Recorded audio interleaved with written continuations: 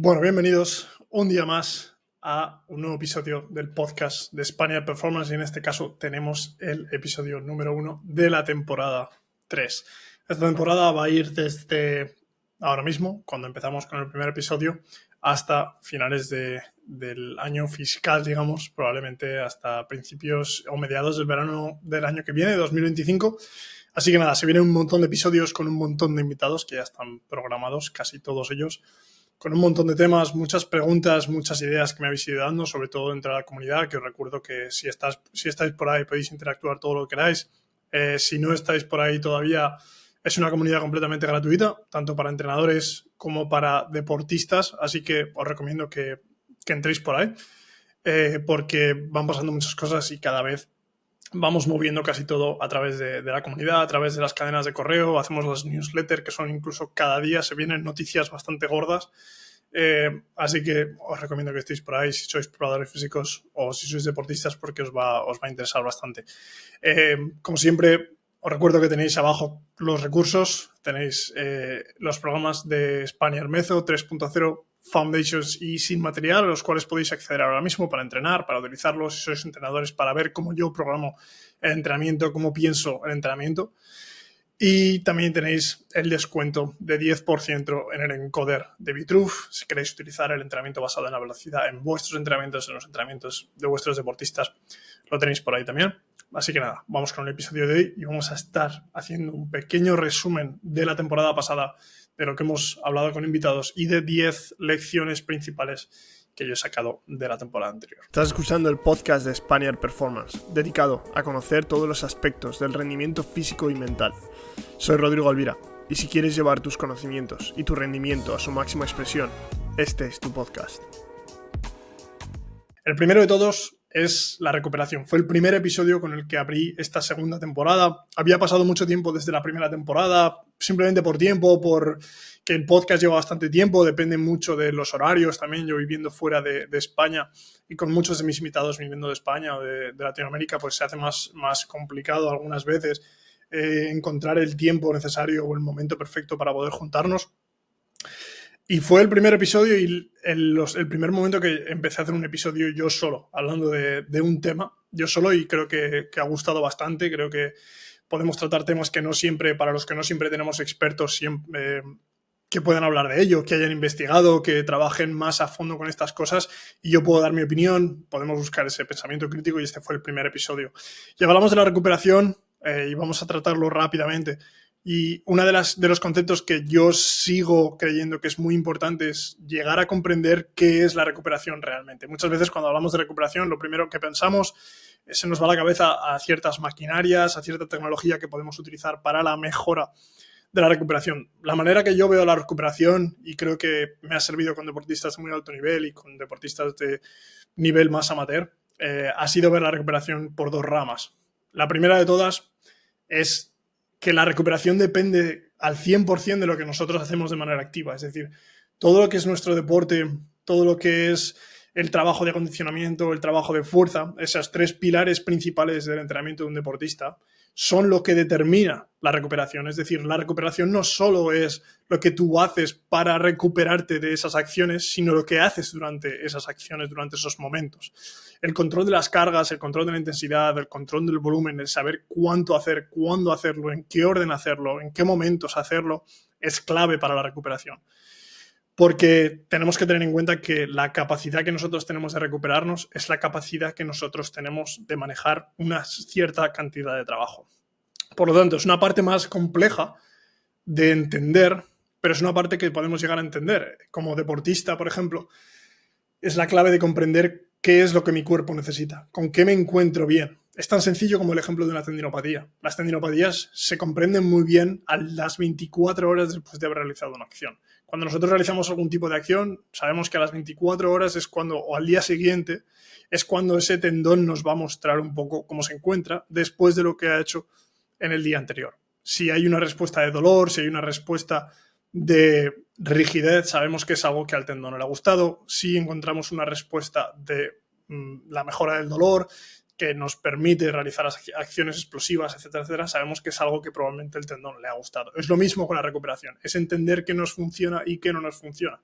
Cómo afecta la cantidad de trabajo que hemos hecho al sueño, a nuestro apetito, a nuestro estado de ánimo, etcétera, etcétera. Son muchas cosas que un deportista por sí solo ya debería poder llegar a controlar, pero tiene que ser consciente de esto, tiene que saber que eso es una de las respuestas a la pregunta de cómo puedo mejorar mi recuperación. Y a partir de ahí no hay respuestas como tal, es decir, tendrías que hacer 2 horas hoy, 3 horas mañana, etcétera, etcétera. No, es encontrar el tipo de trabajo que tú necesitas hacer para las mejoras que buscas y cómo tienes que hacerlo, en qué cantidades y cuándo tienes que hacerlo. Y para los preparadores físicos va a ser lo mismo, de una manera más externa, utilizando más datos, utilizando más conversaciones con esos deportistas, el llegar a comprender toda esa parte. Y ese es el pilar principal de la recuperación. El segundo pilar o la segunda rama de la recuperación es todo lo que hacemos fuera de eso. Es decir, si nosotros entrenamos 2-3 horas al día, ¿qué está sucediendo con las 22 o 21 horas restantes de lo que estamos haciendo fuera de la pista? Y dentro de esa segunda rama, tenemos que tener en cuenta que los básicos son los que cubren toda ella. Es decir, el sueño, la alimentación, nuestro estado de ánimo, el tiempo que nosotros pasamos con nuestros seres queridos, nuestro ocio, etcétera, etcétera. Todas son las partes que van a ayudarnos a recuperar más. Muchas veces se hace como muy repetitivo porque se repite muchas veces. Bueno, pues tienes que descansar bien, tienes que dormir bien, tienes que comer bien. Y descansar bien, comer bien, vivir bien, digamos, es muy relativo a cada persona, pero una vez más tú tienes que ser capaz de entender qué es lo que significa para ti. No todo el mundo tiene que dormir 8 horas, no todo el mundo tiene que dormir 5 horas. Cada persona va a encontrar un tiempo de sueño que le va a beneficiar más que a otras. Unas personas van a encontrarse mejor si se van más pronto a la cama, si se van más tarde, si se levantan antes, si se levantan después. Va a depender completamente de tus hábitos, de toda la vida que tú has llevado anteriormente y de cómo tu cuerpo reacciona a eso. Y eso solo lo puedes determinar tú o una persona que trabaje contigo de manera directa, ¿vale? Por lo tanto, siempre esas recetas de las 8 horas no siempre suelen funcionar porque hay muchos detalles que se tienen que cubrir. La alimentación pasa absolutamente lo mismo. Y esos son los dos pilares que tenemos que tener en cuenta. Más allá de eso, y eso que tratamos en ese primer episodio, es que todos esos detalles de tecnologías que nos podemos encontrar, que nos venden y que además acabamos gastando más dinero y más tiempo en ellas que lo que gastamos en las otras dos partes que acabamos de mencionar porque son más aburridas, acaban siendo nada más que un 1% de lo que realmente, de cómo realmente afecta eso a la recuperación. Hablamos de las pistolas de masaje, hablamos de los baños de frío, de los contrastes, del hielo, de la compresión, del foam roll, de los estiramientos, etcétera, etcétera. Todo eso es una parte muy, muy, muy, muy pequeña de lo que nos va a ayudar a recuperarnos mejor o peor de una actividad, de un trabajo deportivo, reducir el riesgo de lesión, etcétera, etcétera, ¿vale? Entonces eso tenemos que tener en cuenta y suena cliché porque es que se repite. Pero cuando se repite algo de cierta manera es porque funciona de verdad. Y las personas que tienen mucha experiencia, que además están cansadas de repetir esto porque parece que a veces caen en oídos sordos, son las que lo han repetido tantas veces que nos parece que siempre es lo mismo y no es nada novedoso, etcétera, etcétera. Pero es que es la realidad. Y la mejor manera de enseñar esto es siendo crudos y expresándolo de manera certera. Es decir, cuando una persona, un deportista se nos acerca, un entrenador se nos acerca preguntando por más, ¿qué más puedo hacer? ¿Qué puedo comprar? Es diciéndolos y exponiéndoles a la verdad y decirles, mira, estas son las cosas que tú deberías estar haciendo. Si esto te está sucediendo, es decir, si tú no estás mejorando tu recuperación, si no te encuentras bien en la pista, si no estás ganando masa muscular, si no estás ganando salto vertical, es que estos pilares fallan. Por mucho que tú te creas que eso no es así, por mucho que tú estés convencido que estás haciendo todo lo que puedes, que estás comiendo muchísimo, que comes mucho pero no ganas peso. Ese es el típico ejemplo de una persona muy delgada. Yo mismo de siempre he sido así. Cuando era pequeño, como un montón. No, es tan sencillo como que no comes lo suficiente. En la grandísima mayoría de los casos, podemos encontrar algún detalle probablemente, las probabilidades de que tú seas esa persona son probablemente del 0,1%, por inventarme un porcentaje, pero muy, muy bajas, ¿vale? Entonces eso hay que expresarlo y ponérselo en la cara a la gente y no tener miedo a decírselo, ¿vale? Y es que estás fallando en alguna de esas cosas. No pasa nada. Todos fallamos, pero estás fallando. Es tu culpa. Es decir, tiene que ser tu responsabilidad y a partir de ahí tú puedes encontrar la solución a ese problema, ¿vale? Pero gastar cantidades ingentes de dinero en tecnología que al final no nos va a conseguir hacer nada, salvo que probablemente unas pequeñas dosis de dopamina que nos van a hacer pensar que nos encontramos mejor por eso, pero cuando ya pase la sorpresa de haber utilizado ese tipo de trabajo o ese tipo de tecnología, nos vamos a encontrar con que necesitamos otra nueva. Y eso va a pasar constantemente, ¿vale? Esa es la primera lección que creo que es importante que todos controlamos. La segunda lección es que en uno de los podcasts hablamos de el preparador físico y de lo que puede y lo que debe necesitar un preparador físico a la hora de desarrollarse. Cuando tú buscas ser preparador físico, estuvimos hablando de este tema con además muchos de los invitados que lo tratábamos de vez en cuando. Los caminos realmente parece que son pocos, pero es que son infinitos. Trabajando dentro de la actividad física y del deporte, tú puedes escoger muchos caminos. Puedes escoger el camino de la docencia, de la preparación física, del entrenamiento personal, de trabajar con pacientes con cáncer, de trabajar con pacientes de hospital, con rehabilitaciones. Puedes trabajar con compañías que se dedican a la venta de aparatos de medición, de plataformas de fuerza, del VBT, de muchos otros softwares que se utilizan dentro de la preparación física. Se pueden adoptar muchísimas ramas, pero lo más importante para que tú llegues a aprender todo esto es que salgas afuera, conozcas gente y te expongas a todo esto. Todos los conocimientos teóricos que podemos llegar a aprender, está claro que si tú sigues ese camino los vas a empezar a conocer y tienes que poner detalle en eso y tienes que poner tiempo y dedicación en aprender todos esos detalles en la universidad, por tu cuenta, a través de la lectura, a través de la investigación, etcétera, etcétera. Pero lo que no te va a venir dado, y es muy sencillo hoy en día sentarte y leer, sentarte y escuchar, sentarte y observar, lo que no te va a venir dado es salir fuera a un club, a un equipo de entrenamiento, a otro país al que tú vas a visitar durante 2 semanas de vacaciones y tienes la oportunidad de meterte un día o 2 o 3 horas a ver un club, un preparador físico trabajando con X personas. Eso es lo que tienes que hacer. Buscar unas prácticas en las cuales no vas a cobrar absolutamente nada y vas a tener que dedicar un tiempo a ver todo eso de manera gratis y aprenderlo. Y hacer contactos y hacer networking. Y a partir de ahí es como vas a empezar a encontrar tu camino. Y tu primer camino no siempre será el que tú querías y el que vas a escoger. A veces el primero será algo que no te satisfaga completamente y tengas que pasarte a un segundo camino. Y quizá en el futuro pases de vuelta a ese primer camino. Pero en muchos casos no tienes por qué darle tantas vueltas acerca de qué quieres hacer. Es decir, tienes que poder exponerte a las máximas cosas posibles lo antes posible. Si estás en primero de carrera, es el momento perfecto para que lo hagas. Es el momento más difícil probablemente de que salga de tu carácter hacer esto. Pero echando la vista atrás, si yo hubiera tenido la oportunidad de hacer esto, dedicas una cantidad de horas muy pequeñas, además en un tiempo en el que realmente estás ocupado. Por lo tanto, en esos tiempos libres que tienes, te ocupas un poco más en el aprendizaje de una manera diferente, de una manera más práctica, y dejas de perder el tiempo con otras cosas que luego vas a echar la vista atrás y vas a decir, bueno, quizá pasé un buen momento durante 2 horas que estuve haciendo X o Y, pero podría haberlo invertido en otras cosas sin dejar de lado tu vida social, etcétera, etcétera, porque no tienes por qué dejarlo de lado, pero sí que puedes invertir un poco más de tiempo en muchas cosas que te podrían hacer progresar dentro de tu carrera como preparador físico o como lo que sea que quieres hacer dentro de las ciencias del ejercicio y el deporte. Y podéis echar una vista atrás con todos los invitados que hemos hablado y echarles un ojo porque vais a sacar muy buenos consejos. Buscad práctica en manos de otras personas que os pueden enseñar. Emprended por vuestra cuenta si es algo que os interesa, que queréis hacer.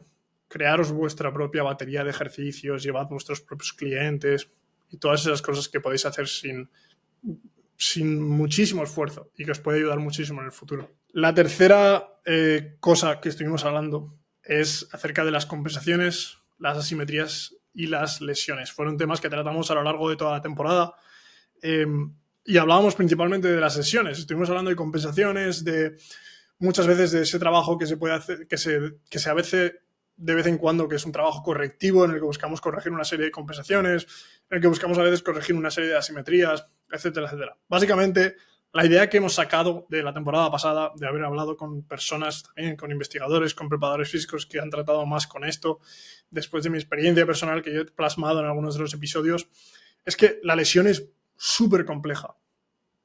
Los mejores preparadores físicos que yo he conocido, los que más tiempo llevan en la industria, saben que nuestro objetivo principal, sobre todo cuando estás en muy alto nivel de trabajo deportivo, es que el deportista se mantenga en pista o en campo el máximo tiempo posible sin dolor y sin lesionarse. Ese es el objetivo principal, ¿vale? La mejora de la preparación física es algo que sucede normalmente en edades más tempranas. Pero teniendo esto en cuenta, también sacamos la conclusión de que la mejora del rendimiento en edades tempranas va a aumentar el rendimiento del deportista.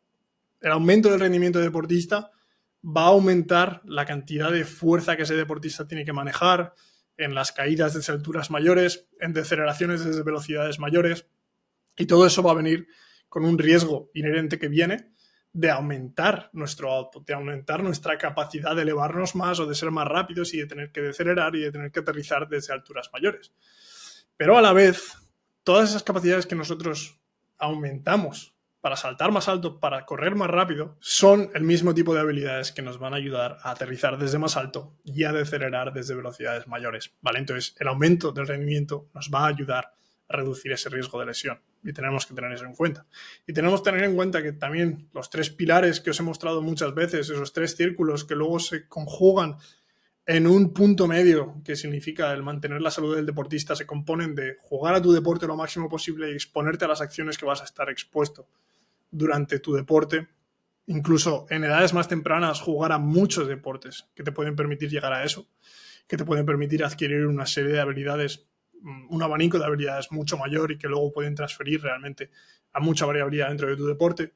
Meter todo ese trabajo de outputs, de la mejora de rendimiento, porque como acabamos de decir, no solo va a mejorar el output, sino que va a mejorar la capacidad de manejar ese output.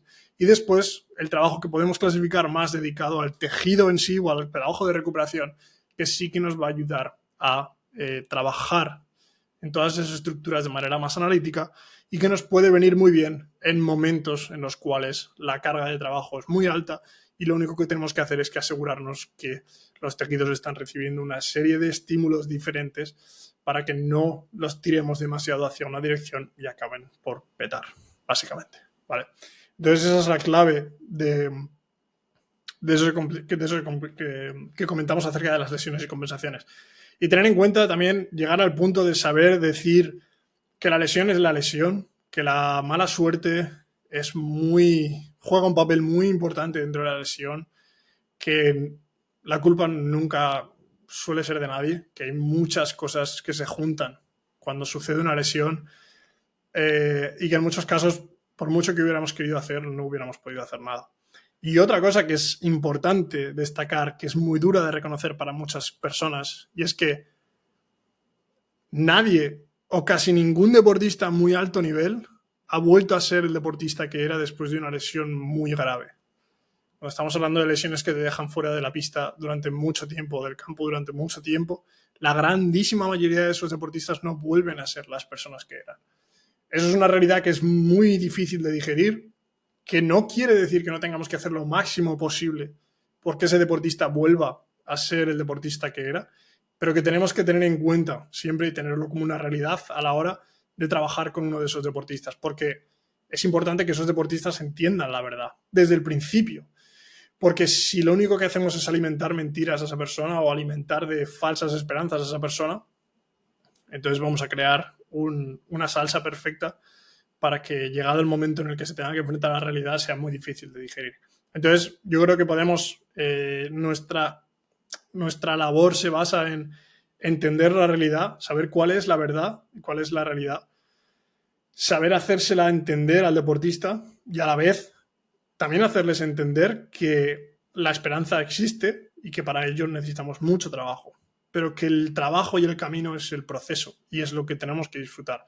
Y que lleguemos o no a ese punto de rendimiento en muchos casos no siempre va a ser el objetivo, sino que simplemente llegar a poder volver a competir es un regalo para muchos de esos deportistas, tanto jóvenes como a muy alto nivel. Y eso es una realidad dura de admitir, y sé que muchas personas muchas veces tildan a todos los preparadores físicos que pueden decir algo similar de personas que se dan por vencidas en muchos casos, de personas que no luchan lo suficiente por hacer el trabajo que deberían con esos deportistas, pero eso no es así. Se puede tener la realidad delante y conocerla y a la vez hacer tu mejor trabajo posible para que esa realidad no se haga realidad y que podamos combatirla.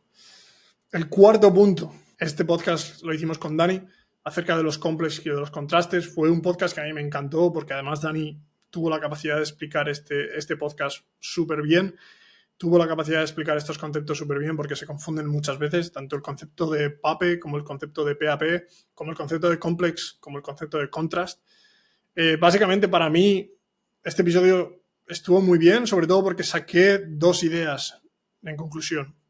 Una de ellas es que sabemos que la potenciación, al final, los efectos fisiológicos que puedan tener, no los conocemos realmente. Sabemos que el único que está probado es un aumento de la temperatura corporal. Por lo tanto, esa potenciación simplemente es un calentamiento bien hecho. Eso es otra de las cosas, otra de las realidades difíciles de aceptar porque muchas veces se vende la potenciación o el entrenamiento prepartido, tal y cual.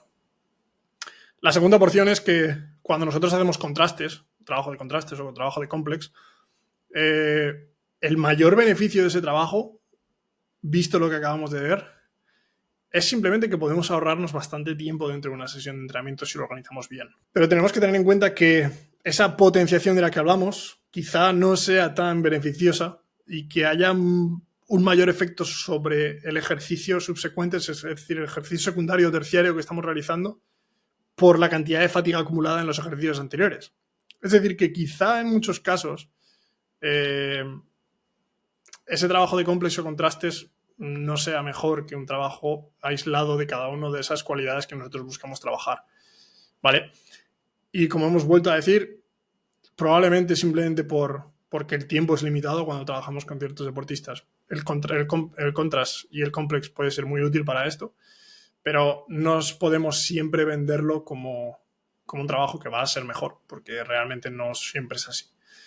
Yo creo que tiene, aparte del beneficio de ahorrarnos bastante tiempo, tiene dos beneficios importantes que yo siempre he querido anotar, y el primero de todos es que ese trabajo de fuerza muchas veces tiene un efecto analgésico para muchos deportistas. Ese trabajo de contracciones lentas a muy alta intensidad tiene ese efecto analgésico cuando pasamos a trabajar en pista, y para mí eso vale mucho. Y la segunda es que el emparejar ese tipo de movimientos en los cuales variamos mucho la resistencia sí que hace que el deportista, digamos, como que asocie ese trabajo de fuerza a un trabajo que puede transmitirse mejor dentro de sus movimientos deportivos. Que puede ser algo mental, que puede ser algo simplemente por patrones motores, pero que puede ser muy útil a la hora de utilizar esos contrastes. Por lo tanto, esto no quiere decir que dejemos de utilizar estos contrastes. Es que tengamos la realidad presente para saber cómo utilizarla como una buena herramienta. Quinto punto, sacado de la temporada anterior. Este, para mí, es excepcional. En el podcast con Esther Morenco estuvimos hablando de esto. La idea principal a mí me vino cuando yo tuve la oportunidad de trabajar con Andrea Judy, que está ahora trabaja en la Universidad de Yukon con el equipo de chicas.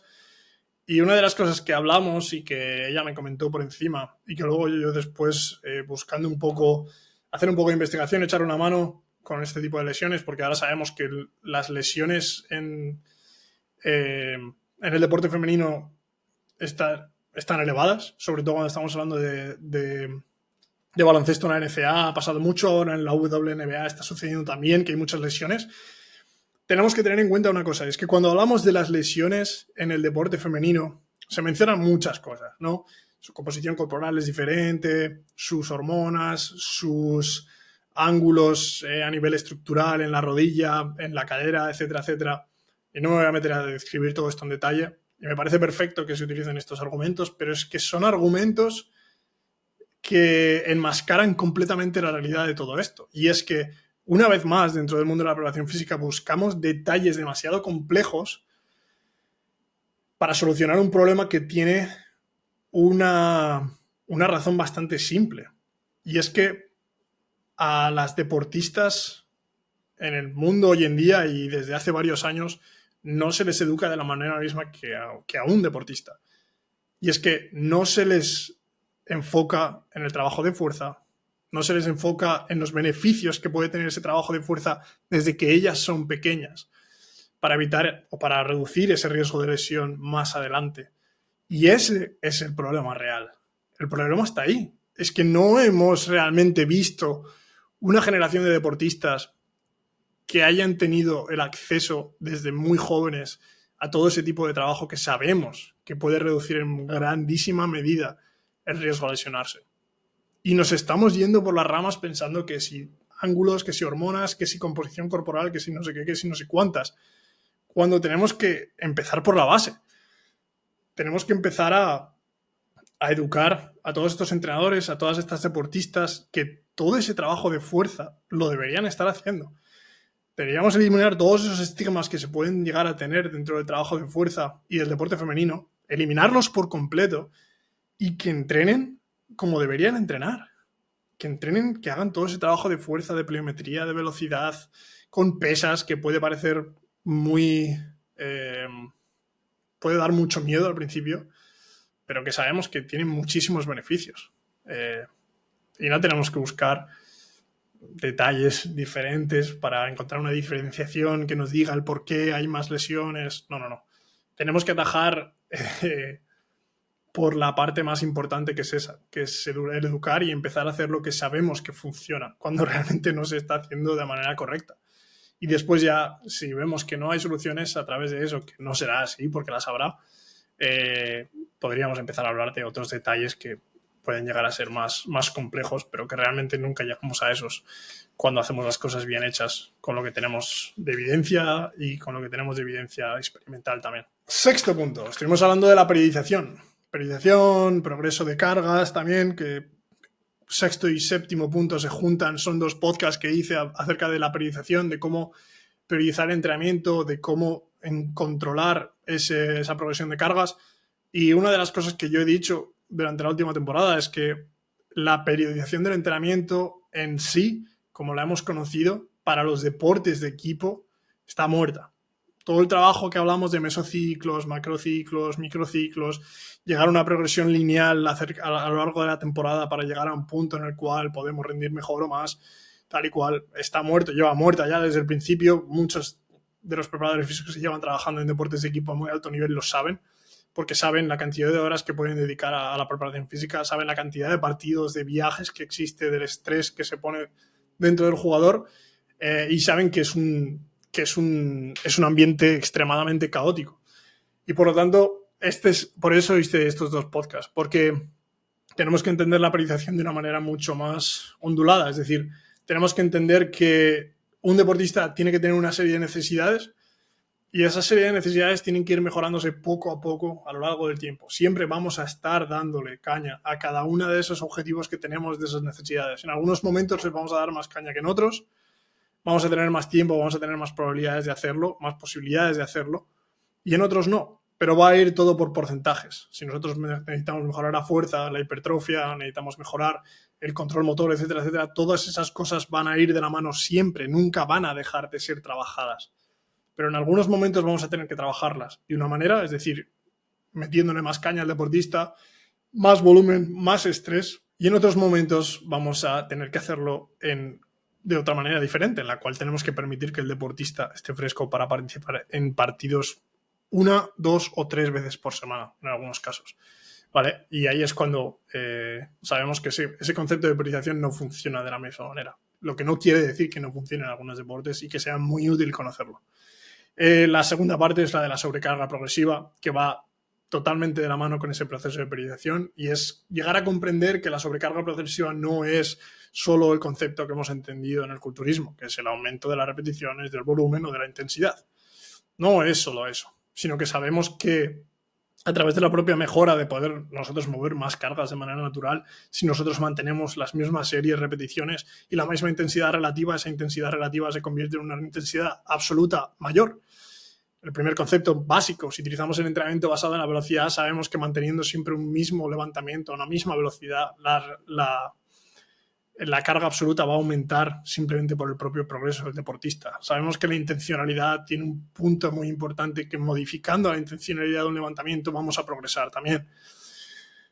Sabemos que el trabajo de pliometría, el trabajo de sprint, no se progresa, no se busca una sobrecarga progresiva simplemente aumentando la cantidad de repeticiones, sino que el cambio de la intensidad, aumentándolo y bajándolo, es un progreso. Aumentar la sobrecarga progresiva no siempre es aumentar algo. Es simplemente buscar una modificación según el estímulo que estemos buscando y según el proceso de la temporada en el que nos encontremos. Y esto es un concepto súper vago, pero hay que llegar a comprenderlo. Hay que llegar a saber que no todo es lineal, que no todo es aumentar. Que lo que tiene que aumentar es el output del deportista. Es decir, que en la pista ese deportista pueda rendir más y mejor.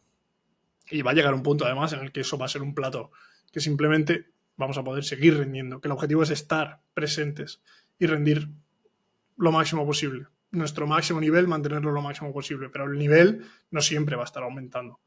Vale, es el programa de la sobrecarga progresiva y tenemos que verlo de una manera diferente. Punto número 8. Hemos hablado anteriormente, pero es básicamente la diferenciación entre el trabajo de outputs y el trabajo de salud.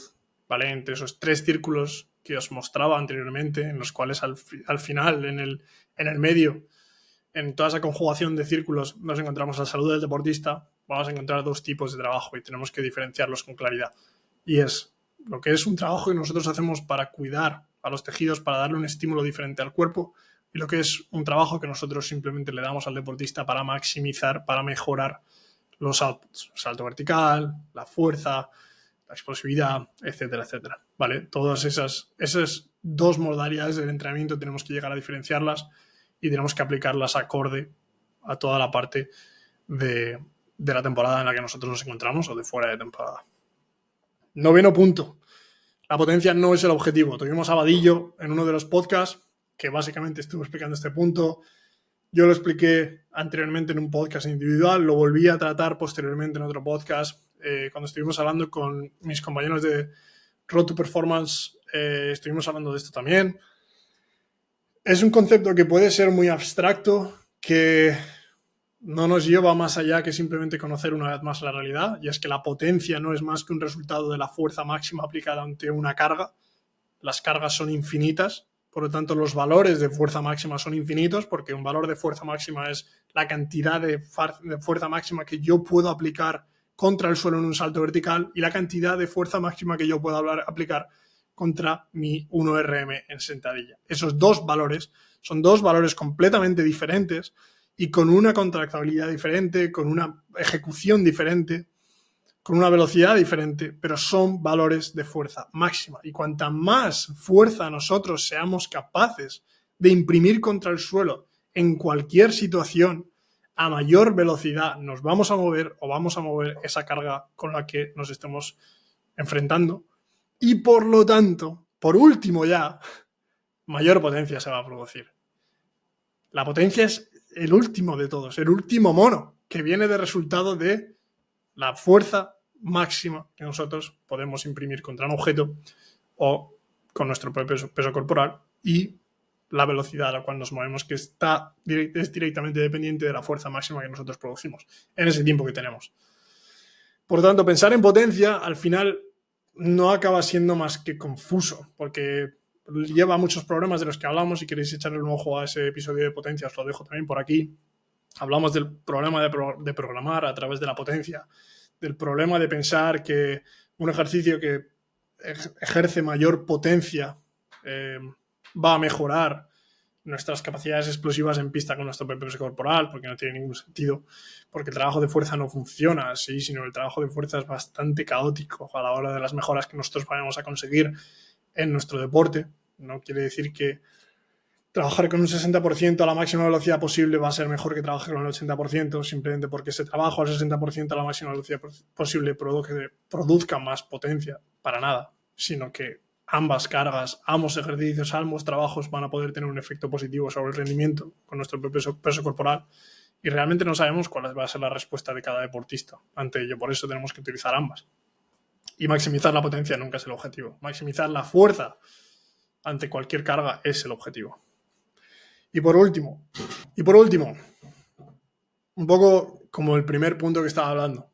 Este año pasado durante la segunda temporada del podcast para mí ha sido un año más de inflexión, muy diferente a lo que me he enfrentado anteriormente. Entonces, he aprendido un montón de cosas, tanto a nivel personal como a nivel profesional, y lo que he aprendido principalmente es que una puerta se abre y se van a abrir 1000 más. ¿Vale? No siempre tienes que tomar la primera puerta que aparece, tienes que tomarte tu tiempo. Te mereces intentar apuntar lo más alto que tú creas posible. Lo más alto que tú quieras no siempre va a ser lo que vas a conseguir en ese momento, pero tienes que tenerlo en cuenta.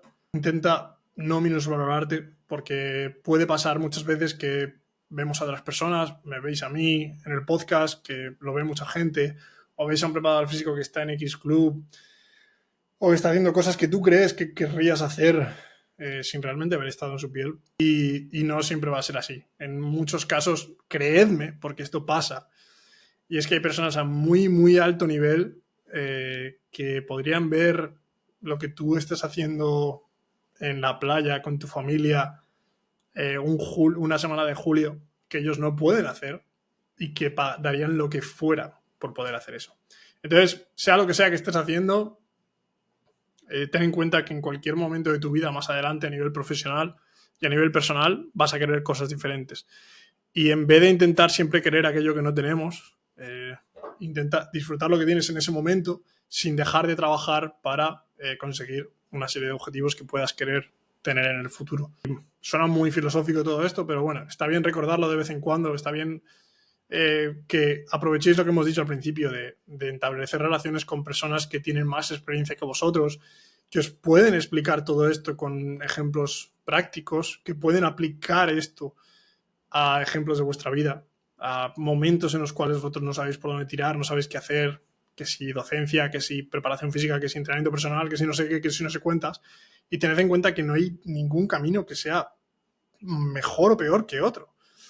Que preparadores físicos que trabajan en la NBA y preparadores físicos que trabajan en su club deportivo de su ciudad tienen absolutamente el mismo valor. Es probablemente que uno cobre más que el otro, pero ya te digo yo que uno tiene bastante más tiempo libre que el otro, que uno tiene mucha más libertad que otro, que uno tiene más acceso a su familia y a su tiempo personal que otro. Entonces, cuando tú mires a una persona y envidies algo de lo que esa persona tiene, ten en cuenta que no puedes solo desear una parte de lo que esa persona tiene. Si quieres envidiar a una persona, tendrás que envidiar absolutamente todo lo que tiene. Y tener en cuenta que en todo lo que hagáis a nivel profesional, dentro de la preparación física y del ejercicio, y pasaría en cualquier carrera, vais a tener pros y contras. Y cuando tengáis los pros que deseabais, os vais a dar cuenta que los contras que tenéis en ese momento son los pros que teníais en el pasado y que no llegasteis a explotar al máximo porque estabais pensando en esos pros de esa persona que tenía en ese momento, sin daros cuenta de que los contras que esa persona tiene eran los pros que tú tenías en ese momento. Entonces, ya sé que esto a veces puede caer en oídos sordos, sobre todo si sois entrenadores, preparadores físicos jóvenes o deportistas jóvenes, pero que es que cada etapa va a tener su manera de ser y no tienes por qué dejar de trabajar en tu etapa futura, pero no deberías dedicar el 90% de tu tiempo a tu etapa futura, deberías dedicar un 50-50 y puedes estar muy presente en el presente y disfrutar y aprovechar de todo eso sin dejar de trabajar en el futuro, ¿vale? Y para eso, organízate lo máximo posible y conoce gente, exponte a ello y ya te digo yo que encontrarás el camino. El camino llegará si lo trabajas. Así que nada, un episodio, 42 minutos, tengo la garganta seca, así que espero que os haya gustado mucho. Recuerdo que tenéis que entrar en la comunidad, o sea, tenéis que entrar en la comunidad Spaniard ya, porque por ahí pasamos un montón de cosas y esta temporada se vienen cosas muy pepinas, así que entrad ahí, es completamente gratis, os lo repito, y además es que entrad ahí y lo veréis todo. El resto de cosas ya sabéis que lo tenéis abajo en la descripción y nos vemos en el próximo episodio.